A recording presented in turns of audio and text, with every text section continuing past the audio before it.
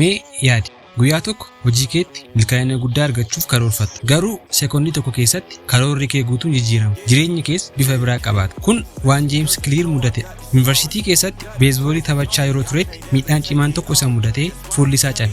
Halkan sana hospitaala keessa ciisee abdiin isaa hedduu akka badeetti dhaga'ame. Garuu yeroo sanatti gaaffiin tokko keessa isaatti dhalate. Jireenya koo yeroo tokkotti hunda isaa fooyyessuu yoo hin dandeenye har'a waan xiqqaa maalan fooyyessuu danda'a? Gaaffiin kun boodarra kitaaba namoota miiliyoona hedduu jijjiire tokko dhalche. Kitaabni kunis Atomic Habit.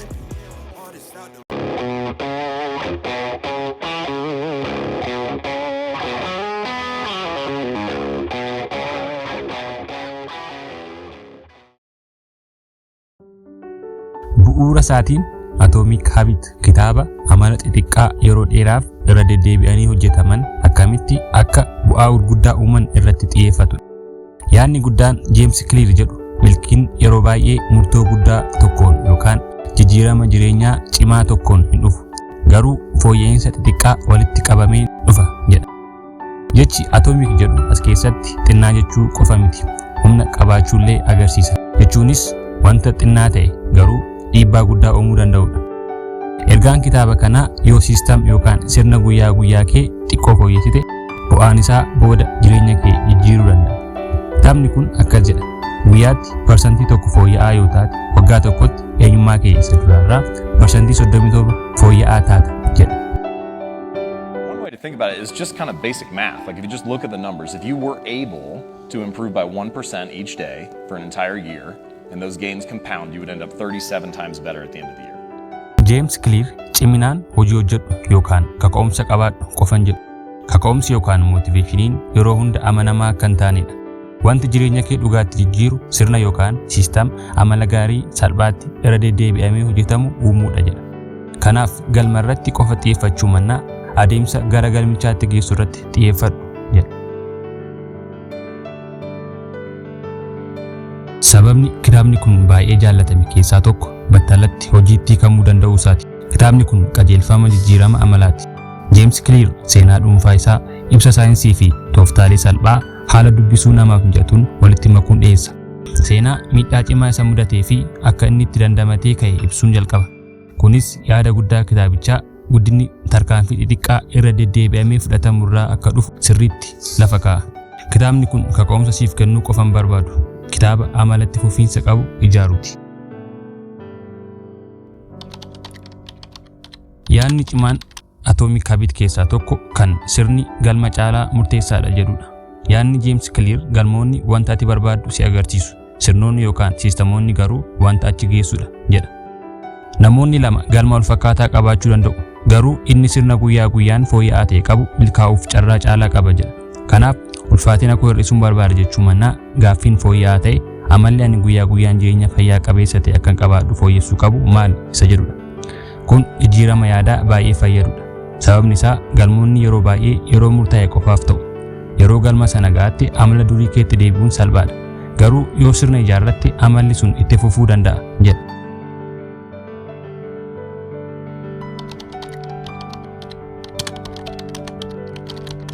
Yaadni inni lammaffaan tarii kitaabicha keessaa inni hundarra gaariin amala eenyummaa irratti hundaa'edha.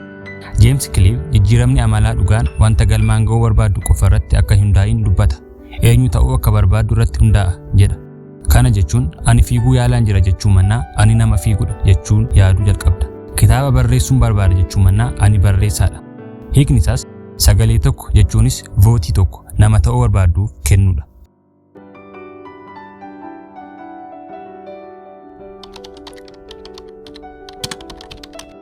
Seerota jijjiirama amaleeffannaa afran. Sirni guddaan yookaan siistamni kitaabichaa waan James Clear seerota afur jijjiirama amalaa jedhu ifa taasisi, hawwataa taasisi, salphaa taasisi, gammachiisaa taasisi. Kun foormulaa amala gaarii ijaaruuf hojjetudha. Yoo amala tokko ofitti maxxansuu barbaadde mallattoo ifa ta'e qabaachuu qaba. Sababa akka inni siif hawwataa ta'u qabaachuu qaba. Kan akka salphaatti gochuu dandeessu ta'uu qaba.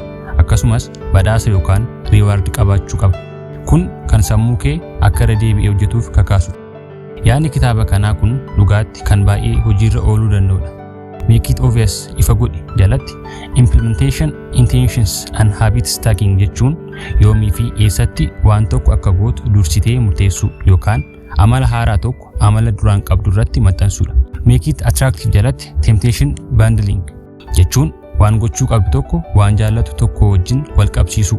Make it easy jalatti friction yookaan walitti bu'iinsa hir'isuu fi 2-minute rule fayyadamuu eessa. Make it satisfying jalatti immoo tarkaanfii jiran hordofuu fi badhaasa yookaan riiwaardii battalaa uumuu irratti xiyyeeffata. Kitaabni of fooyyessuu hedduun ergaa gaarii tokko qabaata. Garuu maloota hojiirra oolchan hin kennu. Atomic Habit garuu kitaaba lamaan isaanii kennudha.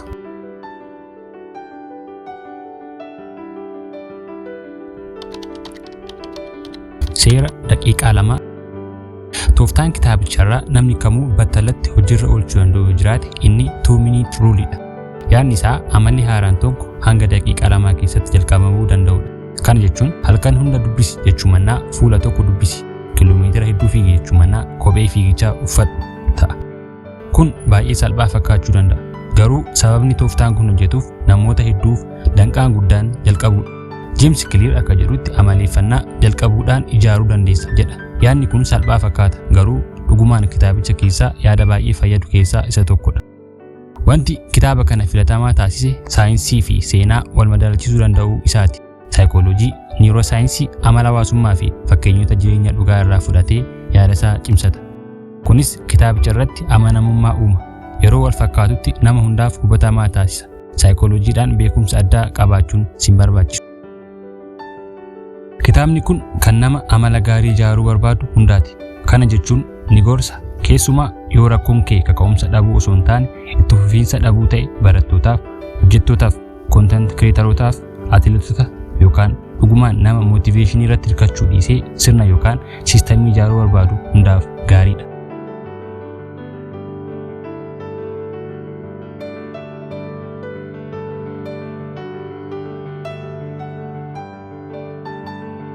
Dhumarratti Atomic Habits kitaaba dubbifamuu qabudha. Cimni kitaaba kanaa of fooyyessuun akka waan danda'amutti sitti mul'isuu isaati.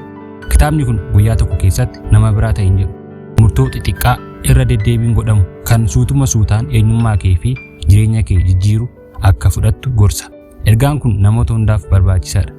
Yaadonni Systems over Goals, Identity Based Habits fi 2-minute rule yaadota bu'aan dhugaan irraa argamuu danda'anidha. Kanaaf Atomic Habits kitaaba namni hundi dubbisuu qabudha.